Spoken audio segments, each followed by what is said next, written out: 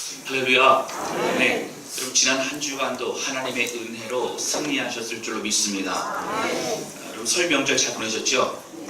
네, 목소리 작으셔서 잘 보내신 건지 모르겠습니다. 고생만 하셨다고요? 네, 아닙니다, 여러분. 혹시 힘드신 분들이 있었다면 오늘 이 시간 예배를 통하여 크신 하나님의 은혜를 경험하시기를 주님의 이름으로 축원합니다. 오늘 벌써 2019년도 2월 10일이고요. 두 번째 주입니다. 벌써 시간이 이렇게 지나갔어요. 연초에 품었던 마음, 하나님과의 약속, 결단, 여러분 잊어버리지 마시고 믿음으로 한 걸음 한 걸음 전진해 나아가시기를 주님의 이름으로 축원합니다. 우리가 신앙생활을 하는 데 있어서요, 균형 잡힌 신앙생활이 참 중요합니다. 하나님이 기뻐하시는 신앙생활이 어떤 것일까요? 저는 목회자로서 이 부분을 굉장히 중요하게 고민해 봅니다. 왜냐하면 앞에서 인도하는 사람이요, 잘못된 길로 가면 뒤에 함께 가는 모든 공동체는 엉뚱한 길로 가게 되기 때문입니다. 그래서 하나님 기뻐하시는 말씀의 길로 가는 것이 참 중요합니다. 여러분, 그런데요, 사실 성경적인 공동체는 우리 모두가 함께 나아가는 믿음의 동역자라고 하는 거예요. 할렐루야. 그게 사실은 평신도라고 하는 단어를 쓰는 것은 적절하지 않습니다. 왜냐하면 우리 모두는 부르심 받고 우리 모두는 사명을 받은 하나님의 사람이기 때문입니다. 각자 받은 은사와 달란트를 가지고 아름답게 건강한 교회를 세워나가, 이 건강한 교회를 통하여 신앙이 성장할 뿐만 아니라 하나님이 이 땅에 주신 지상 명령을 잘 감당하는 교회가 하나님 기뻐하시는 건강한 교회라고 하는 것입니다. 그래서 성경은 교회 공동체에 대해서 무엇이라고 말하고 있을까? 또 예수님이 말씀하시는 교회라는 공동체는 어떤 공동체일까? 우리는 연구하고 살펴보아야 합니다. 특별히 마가의 다락방의 이후로부터 교회가 생겨났습니다. 초대교회에 이제 사도 바울이 보낸 서신서들을 통해서 또 많은 제자들의 그 서신서들을 통해 우리는 교회가 어떠한 방향으로 나아가야 되는지를 우리는 배우고 알게 됩니다. 또 많은 사람들은 구약의 이스라엘 공동체에 대해서 연구합니다. 이스라엘 백성들이 여러분 한 사람의 죄악이 전체의 죄악이고 전체의 방향이 굉장히 중요합니다. 이스라엘을 지금으로 말하면 교회로 바라보셨어요. 이스라엘을 통해서 모든 복이 믿지 않는 많은 이방 민족에게도 그렇게 전달되어지기를 주님은 원하셨다고 하는 거죠. 여러분, 한국교회예요. 성도들이 떠나가고 교회들이 어려워지니까, 다는 아니지만 또 많은 교회들은 교회의 목표가 뭐냐면 어떻게 성도들을 잘 관리하는가가 주된 목적이 된 교회들도 있을 수 있어요. 이것은 기업의 경영적인 마인드를 이제 가지고 와서 어떻게 하면 잘 관리할까? 여러분, 정말 성도들이 잘 믿음의 생활을 할 수 있도록 하기 위한 것은 잘 관리하는 게 아니에요. 하나님을 또 만나게 해주는 것 중요합니다. 할렐루야. 하나님이 역사하시는 거예요. 정말 중요한 건 우리가 나아가야 될 길, 성령이 이끄신 게 무엇인지를 명확히 제시해주고 우리가 함께 믿음의 길을 걸어가는 겁니다. 제가 어떤 문구를 봤는데요, 아마 잘 아시는 문구일 거예요. 혼자 가면 외롭지만 함께 가면 길이 된다는 거예요. 맞습니다. 하나님이 원하시는 그 길은요, 함께 가는 거예요. 우리가 가면 외롭지 않습니다. 먼저 주님이 앞서 가시고요, 우리 모든 성도들이 동역자가 되어서 주님 기뻐하시는 공동체로 더욱더 쓰임받게 될 줄로 믿습니다. 그리고 우리 성도들이 신앙생활을 하기 위해서 교회에 모이고요. 그래서 교회에 중요한 모임들이 있는 거예요. 이걸 세 가지로 나눠서 제가 여러 번 말씀을 드렸어요. 첫 번째는 바로 대그룹 모임입니다. 이 대그룹 모임은 지금 우리가 함께 모여서 예배 드리는 것처럼 온 성도들이 함께 모여 예배하거나 함께 모이는 그런 모임을 말합니다. 그럼 그걸로는 안 돼요. 예배도 드리지만 소그룹 모임도 중요하죠. 같이 구역 모임을 통해서 또 같이 믿음의 고백을 통해서 받은 말씀을 나누기도 하고 각자의 기도 제목을 듣기도 하고 합심해 기도하기도 하고 또 격려하기도 하고 하는 모든 과정을 통하여 개개인의 신앙은 자라날 수 있게 된다라고 하는 것입니다. 또 세 번째는요, 개인적인 하나님과의 만남이 필요합니다. 여러분, 예배만 드리고 집에 돌아가면 안 돼요. 예배를 통해서도 같이 예배 드리지만 그 속에서도 나의 주님을 만나는 개인적인 예배가 필요합니다. 할렐루야. 그리고 집에 돌아가서도 이제 말씀을 묵상하거나 기도하는 시간을 통해서 나의 하나님을 고백할 수 있어야 돼요. 나의 힘이 되신 여호와여, 내가 주를 사랑하나이다.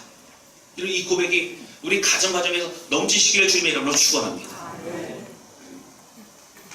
오늘 그 중에서도 말씀을 사모하는 119편 시인의 말씀 좀 나누고자 합니다. 오늘 본문의 말씀 시편 119편은요, 다른 것은 다 이제 장이라고 하는데 시편은 이 시이기 때문에 편이라고 있습니다. 근데 그 어떤 장보다 제일 긴 장이 어디냐면요, 119편이에요. 119편. 몇 절까지 있을까요? 네, 일단 보세요. 몇 절까지 있죠? 176절까지 있어요. 그게 만약에 저 아는 교회가요, 1년 동안 한 장씩 외운다고요. 암송을 한다고. 잘못 뽑아가지고 119편 뽑으면요, 머리가 다 빠질 것 같아요. 굉장히 깁니다. 그러니까 그만큼 보시면 오늘 본문의 말씀도 97절부터 104절까지 100절이 넘는 그런 말씀을 하고 있죠. 그런데 그럼 집에서 한번 1절서부터 176절까지 읽어보시면 동일한 주제가 흐르고 있어요. 바로 이 119편은 하나님의 말씀을 사모하는 이 시인의 고백이 들어있더라고요. 119편의 저자가 누구일까? 이 부분을 많은 사람들이 연구를 해봤는데 사실 정확하게 이름이 나와 있지는 않습니다. 추정하건대 많은 신학자들은 얘기는 아마 다윗이 쓴 시일 것이다 라고 얘기합니다. 왜냐하면 다윗이 쓴 다른 시들과 비교해 보니까 그 문체라든가 쓰는 단어라든가 이 분위기가 다윗과 너무 비슷하다고 하는 거예요. 100%는 아니지만 어찌 추정하건 다윗 쓴 시가 아닐까 그렇게 생각을 합니다. 그럼 어쨌든 간에요, 오늘 하나님의 말씀을 사모하는 오늘 시인의 고백이 담겨 있다고 하는 것이죠. 저는 이 고백을 통해서요, 우리도 절절한 말씀을 사랑하고 그 말씀의 은혜를 사모하는 우리의 고백이 함께 드러날 수 있기를 주님의 이름으로 축원합니다. 나눈 게 뭐라는 첫 번째는요, 개인 영성이 날마다 충만할 수 있어야 된다. 나의 영성, 개인 영성이 필요하다는 겁니다. 여러분, 성경을 보면서 발견하는 것은 하나님의 쓰임받는 사람들의 동일한 그 모습이 있어요. 성경에 나오는 하나님의 쓰임받는 사람들 동일한 그 모습이 뭐냐면 하나님과 1대1의 만남이 있다는 거예요. 주변에 무릎 꿇는 시간이 있고요, 기도하는 시간이 있고요. 그럼 다윗만 해도요, 모세만 해도요, 여호수아만 해도요, 주께 여짜오되 주께 묻고 주의 뜻을 가지고 순종하는 삶을 살아가고 있다는 거예요. 끊임없는 개인의 고백과 예배의 모습이 드러나고 있습니다. 이 예배는 사람과 함께 드리는 예배일 수도 있지만 개인적인 믿음의 고백을 늘 주 앞에 드리고 있다는 거예요. 여러분, 우리가 잘 알고 있는 구약시대부터 여러분 신약시대에 나오는 믿음의 사람들, 그 믿음의 고백이 절절하게 드러나고 있다고 하는 것이에요. 힘들고 어려울 때 무릎 꿇어요. 여러분, 하나님을 찾아요. 하나님 노래해요. 그 고백들이 담겨져 있는 것이 성경이라고 하는 것입니다. 요즘 새벽 예배 때 신명기서의 말씀을 가지고 말씀 나눕니다.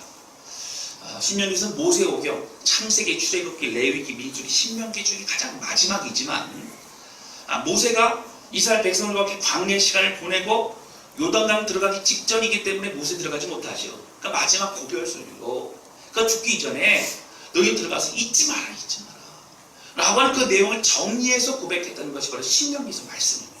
그런데 이 신명기서 말씀을 보시는 주된 내용이 뭐예요?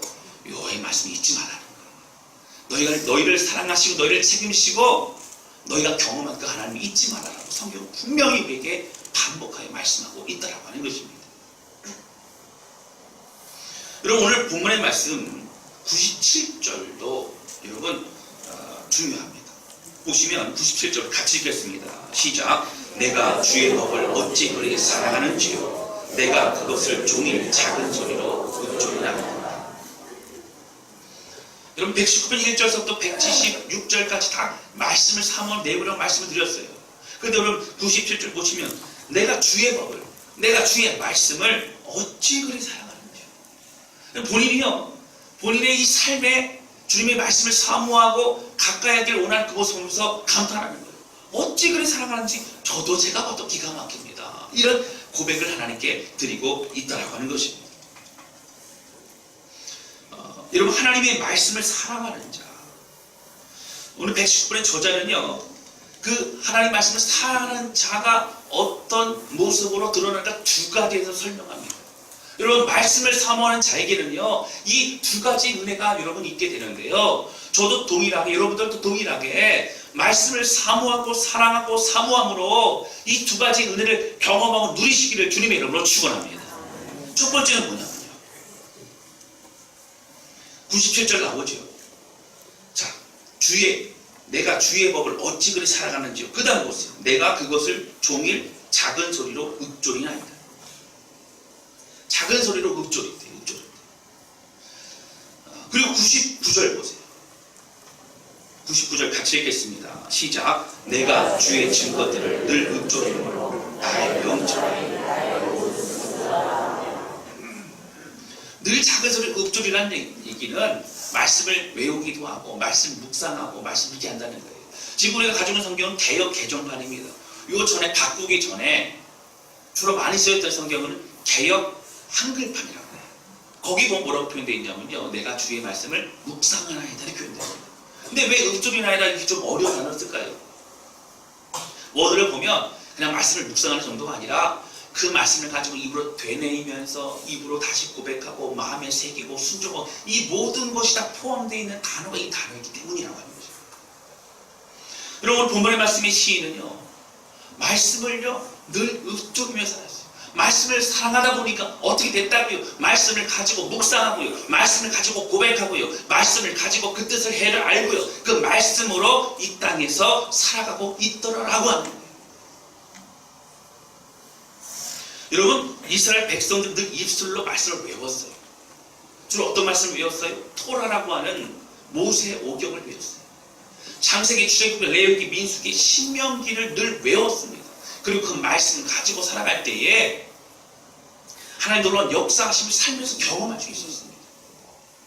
여러분 우리도요 늘 말씀을 묵상하며 입술로 고백하며 내것 삼아서 살아가는 저와 여러분 되시기를 주님의 이름으로 축원합니다.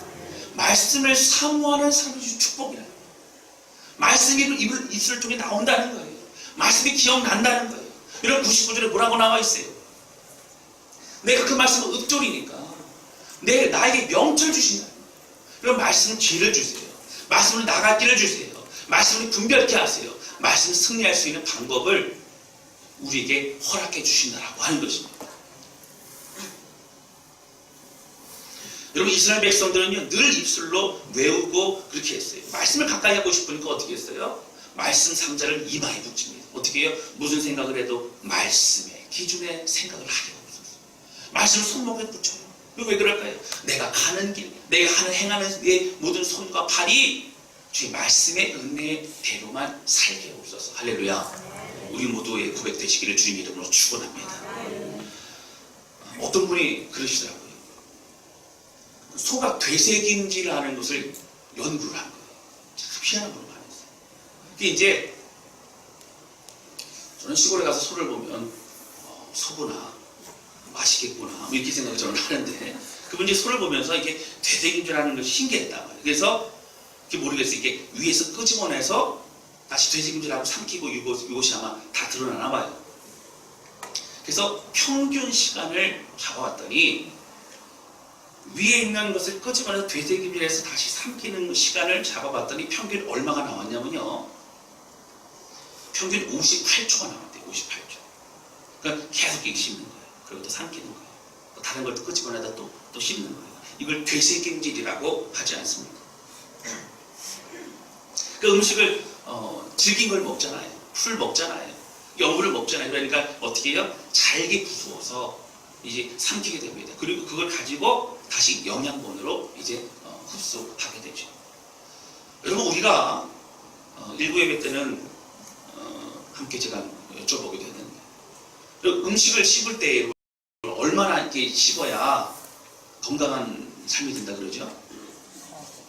어떻게 해요?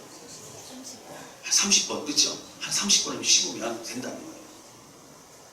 한 뭐 20초 정도도 씹을 수 있을 거예요. 그렇게만 씹어도 어떻게 되는 줄 알아요? 물이 돼요, 물이 돼요. 그런데 58초를 끄집어내서 그렇게 씹더라고 하는 거예요. 그렇다고 소가 어떤 뭐 대단한 걸 알고 있기 때문에 그런 얘기는 아니에요. 그러나 오늘 어떻게 해요? 우리가 받은 말씀, 묵상한 말씀을 내거 삼기 위해서는 그걸 끄집어내어서 묵상하고 되뇌이고 읊조리고 그걸 가지고 살아가면서 내거 삼을 수 있어야 된다라고 하는 것입니다. 그럼 제가 안양천변을 제가 걸을 때가 많이 있어요. 처음에 안양천변을 걸을 때는 좀 무서웠어요. 지나가는 사람들이 그리고 쭈글쭈글 뭐 얘기하는 사람들이 막 있는 거예요. 쭈글쭈글. 그리고 저 사람이 진짜 이상하다. 제가 그때 피해가고 막 그렇게 했어요. 밤에 보면 무섭습니다. 근데 한두 명이 아닌 거예요. 한두 명이. 왜 그런 줄 아세요? 뭐 하고 있는 거예요? 전화하고 있더라고요. 전화. 꽂아가지고요. 쭈글쭈글 하면서 막 쭈글 걷는데 저는 되게 무서웠어요. 그리고 우리가 입술로 고백하는 것 중요합니다. 말씀 외우는 것 중요합니다. 그럼 만약에 집에서요, 내가 말씀 외우려면 몇 개가 될까 하고 한번 적어보세요. 아니면 입술로 고백해보세요. 그 말씀이 여러분들의 말씀이 되는 거예요. 그것이 우리가 기도할 때 생각나는 거예요. 그것이 우리 힘이 되는 거예요. 능력이 되는 것이라고 하는 것입니다. 시인은요, 여호와의 말씀을 사랑하는 나머지 주님의 말씀을 늘 묵상하며 입술로 고백하며 살고 있다라고 하는 그 감격 고백을 좀 드리고 있다라고 하는 거예요. 우리 하나님의 말씀을 더욱 사랑하는 저와 여러분 되시기를 주님의 이름으로 축원합니다. 더욱 가까이 하고 묵상하고 그 묵상한 말씀 마음속편에 새기고 살아갈 때에 그 축복을 누릴 수 있다라고 하는 거예요. 여러분, 그것은요, 율법이 아닙니다. 억지로가 아니에요. 그 주님의 말씀을 경험하는 거예요. 그래서 오늘 주의 말씀 사모하는 자에게 첫 번째 주시는 은혜가 뭐라고요? 말씀을 묵상하고 읊조리고 은혜로 살아가게 하신다. 그럼 두 번째, 말씀을 정말 사모하는 자에게 주는 은혜가 뭘까요? 여러분, 두 번째는 바로 꿀수보다 더 단 그 말씀을 경험케 하신다는 거예요. 우리 103절 보겠습니다. 103절입니다. 우리 같이 읽겠습니다. 시작. 주의 말씀의 맛이 내게 어찌 그리 단지요 내 입에 꿀보다 더 단이다. 아멘. 여러분, 말씀만 들으면 졸리시는 분들은 이 말씀 가지고 기도하세요. 주여. 여러분, 수면제가 아니고 말씀이 너무 기가 막히고 꿀수보다 단 그런 말씀이 하나님의 말씀인 줄로 믿습니다. 그래서 은혜를 경험한 사람들은요, 말씀을 들을 때 귀가 쫑긋해요. 은혜를 경험한 사람 말씀 기대합니다. 여러분, 신앙생활에서 말씀이 달다, 하나님의 말씀이 너무 맛있다, 내게 힘이 된다, 묵상하면서 그 말씀이 내 말씀이다, 이런 고백의 시간이 여러분 많이 있으시기를 주님의 이름으로 축원합니다. 너무도 힘이 되는 살아계신 하나님의 말씀을 경험해 보셨습니까? 그 말씀 은혜를 가지고 살아가십니까? 이것을 우리 누려야 된다는 거예요. 이스라엘 백성들은 말씀을 가까이 하기를 원했잖아요. 그래서 어떻게 했죠? 어린 아이들에게요, 말씀을 필사한 것을 가지고 어떻게 했어요? 거기다 꿀을 발랐어요. 꿀을. 진짜 꿀을 발라서 기어다니는 아이들이요, 어릴 때부터 그 꿀을 핥아먹게 했어요. 어릴 때 인식이 됩니다. 각인이 됩니다. 아, 성경의 말씀은 단 거야. 성경의 말씀은 맛있는 거야. 성경의 말씀은 귀한 거야. 이것을 몸소 깨달을 수 있도록 그렇게 교육을 시키고 있었다라고 하는 것이죠. 여러분, 지난 10년간에요, 대한민국의 종교 인구에 대해서 조사해 놓은 걸 제가 한번 봤습니다. 얼마 전에 봤는데요, 이 10년간 보니까 기독교는 비참합니다. 이 쇠퇴하는 이 그래프가 꺾이는 게 아주 그냥 가파르게 꺾이더라고요. 참 어렵습니다. 근데 불교는 조금 늘어났어요. 근데 천주교는 많이 늘어났더라고요. 그러니까 이걸 분석하는 성경학자들이 뭐라고 하냐면, 기독교에서 천주교로 간 사람들이 이제 많이 있다라고. 그래서 왜 갔어요? 있을까? 이 부분을 연구하는데 첫 번째는 교회에 대한 실망감, 목회자에 대한 실망감, 뭐 이런 거 많이 있죠. 어떤 비리와 또 이런 어떤 매스컴상에 드러나는 많은 것들로 인해서 실망하고 교회를 떠나는데 이제 비슷한 이제 천주교를 가는 경우도 많이 있다는 거죠. 그리고 그런 실망감이 결국 어떻게 돼요? 방황하게 한다. 다 그렇게 간 건 아니지만 신앙을 떠난 사람도 있고 그렇다는 겁니다. 그런데 문제는 제가 이렇게 보니까 요 몇 년 사이에 그 천주교의 숫자가 많이 줄어들고 있고 아주 급격히 줄어들면 아닌데도 많이 줄어들고 있어요. 기독교의 숫자가 조금씩 회복되고 있어요. 조금씩. 아주 많이는 아니고요. 이 현상을 어떻게 분석을 했냐면요. 이렇게 나옵니다. 여러분 사실 천주교 갔던 이유는 뭐냐면 많은 사람들이 설문조를 해보니까 이제 종교를 옮긴 거죠. 가서 성당에서 예배를 드리면서 미사를 드리면서 이 장엄한 그런 분위기 또 신부님이 집전하는 이 모든 걸 통해서 거룩한 어떤 종교의식 이런 것이 굉장히 마음에 와닿는다는 거예요. 그래서 거기에 대해서 이렇게 참여하고 했는데 알아듣지 못하는 건 얘기도 하시고 뭐 라틴어도 얘기하고 뭐 해놔서 이제 서로 간에 화답하는 시간도 막 그렇습니다. 근데 문제는 뭐냐면 시간이 흐름을수록 자신에게 그렇게 다가오는 자신의 영적 갈급함을 채우는 그러한 부분이 많지 않더라라는 거예요. 그래서 공허한 그 마음, 기독교에서 함께 기도하고 예배드리고 뜨겁게 하나님 만났던 그 은혜가 채워지지 않기 때문에 다시 돌아오거나 그런 사람들이 많이 있더라라는 그런 분석을 내는 것을 보았습니다. 여러분 이 얘기는 뭘까요? 여러분 미사가 천주교의 예배가 뭐 옳다 그러다 이 부분 제가 말씀드리는 거 아닙니다. 분위기가 예배가 아니에요. 나를 드리고 하나님 만나는 것이 예배입니다. 할렐루야. 동일해. 우리도 마찬가지입니다. 함께 앞에서 막 찬양을 하고 올겐 반주에 막 그 여러 가지 이 악기 반주에 함께 예배를 드리면서 거룩하고 이 뜨거운 예배가 함께 동참하지만 내 고백과 내 눈물과 내 마음이 되어지 못한다면 여러분 이것은 우리 예배를 드리고 있지 않은 것이라고 하는 거죠.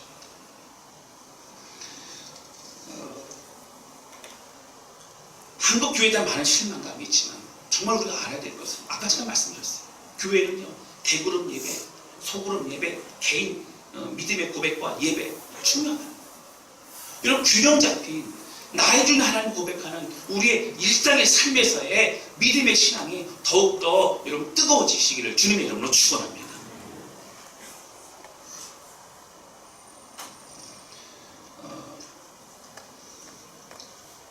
여러분 실제로 우리는 예배를 통해 하나님을 만납니다.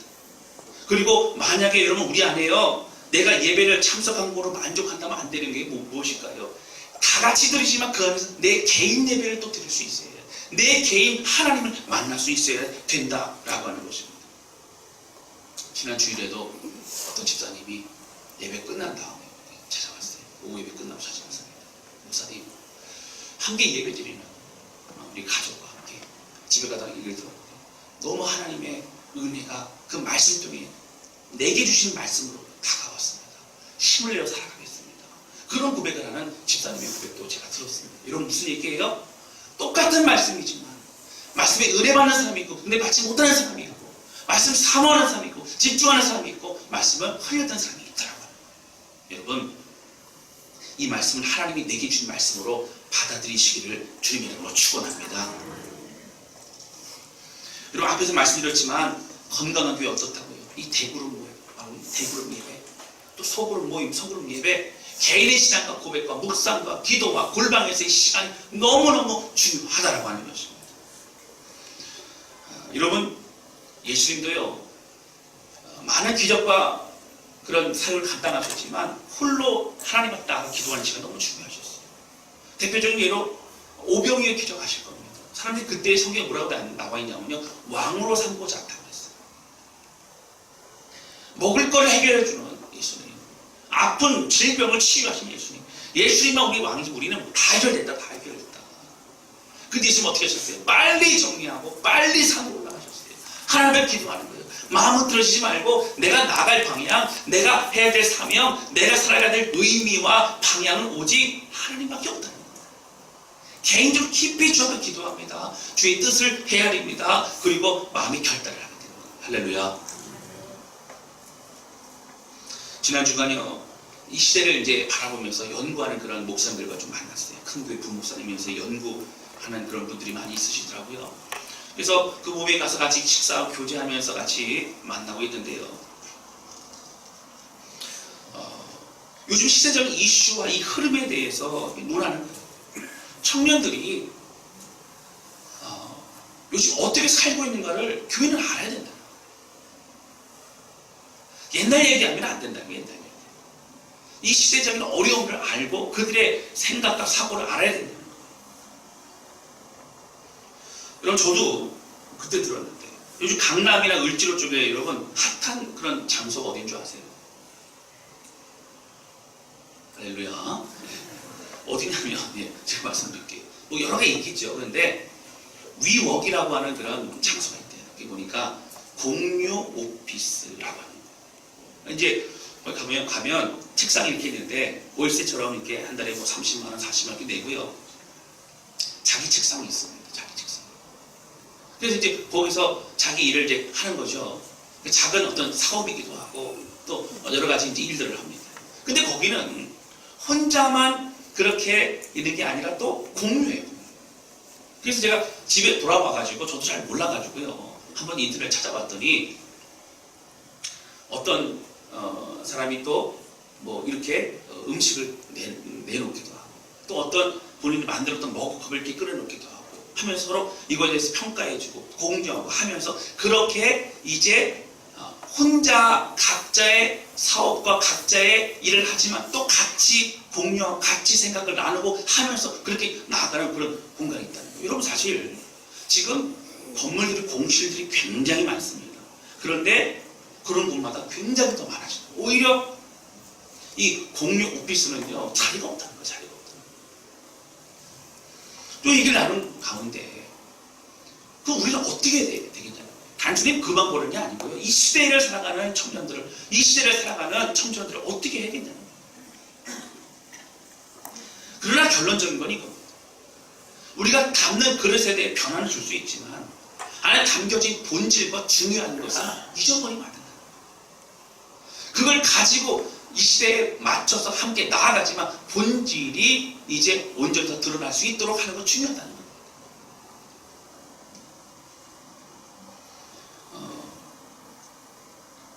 여러분,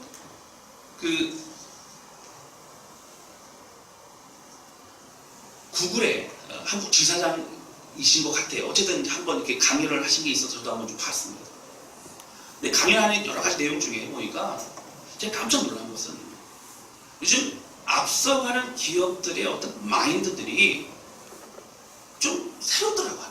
어떻게 새롭냐면요, 이런 겁니다. 내 기업만, 우리가 지금 있는 기업만 잘 되는 게 어렵지 않아요. 전에는 어떻게 했어요? 내가 잘 돼야 돼. 내가 독점해야 돼. 내가 그래야 이제 이 이익을 이제 독점해서 이익을 얻을 수 있고 그런 겁니다. 그게 아니라 지금은 같이 살아야 된다는 거예요. 같이 살아야 된다는 거예요. 여러분, 전에는 애플과 삼성이 서로 경쟁을 했습니다. 그래서 어떻게 했어요? 소송도 했었죠. 근데 그 얘기를 하더라고요. 구글 그 분이 얘기하시길, 애플과 삼성은 서로 싸우는 게 아니에요. 그럼 소송 계속되잖아요. 소송이 문제가 아니고 소송을 하면서 전 세계의 스마트폰의 시장은 누가 가지고 있다고요? 애플과 삼성이 가지고 있는 것을 광고하고 있다는 거예요. 그리고 이제 어떻게 해요? 이제 손을 잡았습니다. 상생하는 거예요. 서로 돕는 거예요. 같이 사는 거예요. 이런 의미로 저는 나아가고 있다는 거예요. 그러면서 그분이 뭐라고 하냐면 마태복음 얘기를 하는 거예요. 깜짝 놀랐어요. 이분이 신앙생활 하는 분인지는 모르겠는데, 내가 대접받고자 하면 남에게 어떻게 해요? 더 대접하라는 거예요. 근데 마지막 기가 막히게 하나 합니다. 뭐라고요? 왜 기업들은 교회를 따라가려고 하는데 교회는 왜 세상을 닮아가려고 하는지 모르겠다는 얘기를 하더라고요. 제가 많이 찔림을 받았어요. 오히려 성경의 진리가 중요한 것을 알고 그렇게 따라가는데, 근데 우리 교회는, 우리 이 시대 한국 교회는 어떤 마인드를 가지고 있냐고. 좀 제 충격적인 얘기도 들었습니다. 여러분, 옆에 큰 대형 교회가 분란이 일어나고 문제가 있어서 막 교회가 막 난리가 나고 막 교회가 이제 문을 닫고 막 이렇게 되기도 했어요. 그 옆에 있던 조금 중소형 교회가 이렇게 얘기하더라고요. 아, 저 교회가 문제가 있으니까 이제 우리 교회가 부흥할 수 있는 아주 절호의 기회라는 거예요. 여러분, 그렇게 생각하면 안 돼요. 교회는 사람 모으는 게 중요하지 않아요. 그 교회도 살아야 되고 여러분 각자의 교회가 다 살아야 된다고 하는 거예요. 할렐루야. 오히려 기도해야 돼요. 기도해야 돼요. 하나님, 저 교회가 회복되게 해달라고 기도해야 돼요. 각자의 부여하신 사명 가지고 나아가는 믿음의 공동체가 될 수 있어야 된다. 왜 한국 교회는 여러분 경쟁 상대가요 다른 교회가 아니에요. 우리의 경쟁 상대는 누구냐면 악한 마귀와 이방신을 섬기는 다른 종교들과 그리고 이단들이에요. 여러분, 기도하고 믿음 안에 승리해야 된다고 하는 거예요. 할렐루야. 오늘 우리가 방향을 잘못 맞추면 안 됩니다. 함께 살아야 돼요. 함께 기도해줘야 돼요. 여러분, 다른 교회 잘 다른 교회 분들 전도하지 마세요. 전도하지 마세요. 그 교회에서 열심히 하기끔 해야 돼요. 이제 교회 안 다니고 방황하는 분들 전도해야죠. 그리고 예수 모르는 분들 전도해야죠. 우리가 어떤 마음을 가지고 있어야 됩니까? 성경의 마음을 가지고 있어야 됩니다.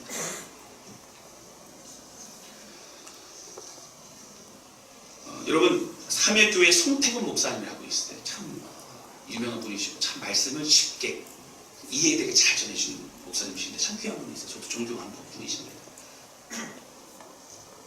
이분이 짧은 영상을 제가 봤어요. 오카나 목사님을 만났던 그 이제 일화를 소개하는 겁니다. 사랑하는 교회 전 담임 목사님이셨던 오카나 목사님. 목사님 만나서 그랬대요.